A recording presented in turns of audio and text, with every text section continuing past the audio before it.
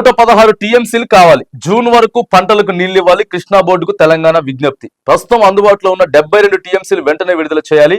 AP వాటా 66% అయినా 75% తోడేసింది. ఇకపై శ్రీశైలం సాగర్ జలాలను వాడకుండా ఏపీని కట్టడి చేయాలని చెప్పి డిమాండ్.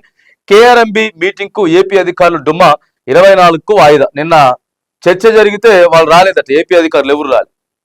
కృష్ణా బోర్డు మీద మరి మా వాటా మాకు కావాలి, మీ వాటా మీరు తీసుకోండి, 116 టీఎంసీలు మాకు ఇవ్వాలి, మీరు తీసుకునేది 66% అయితే 75%. ఆంధ్రాకి వాస్తవంగా నీళ్ళు ఎక్కువ పోతున్నాయి.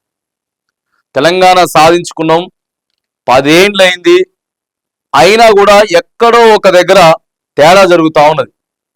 ఆంధ్రాకి నీళ్ళు ఎక్కువ పోతా ఉన్నాయి. అంటే మనం పైన ఉన్నాం కాబట్టి, పైనుంచి కిందకి పోవాలి కాబట్టి సరిపోతున్నాయి. అయినా కూడా అక్రమంగా ఇంకా కొన్ని పోతున్నాయి. సీతారామ ప్రాజెక్టు తోటి అడ్డుకట్ట వేయాలని చెప్పి కేసీఆర్ మొదలుపెట్టిండు. మరి దాన్ని ఏమో ఇప్పుడు వచ్చినటువంటి ప్రభుత్వం ఆపేసింది. అది ఆపాల, కట్టాల, ప్రాజెక్టు కట్టాల.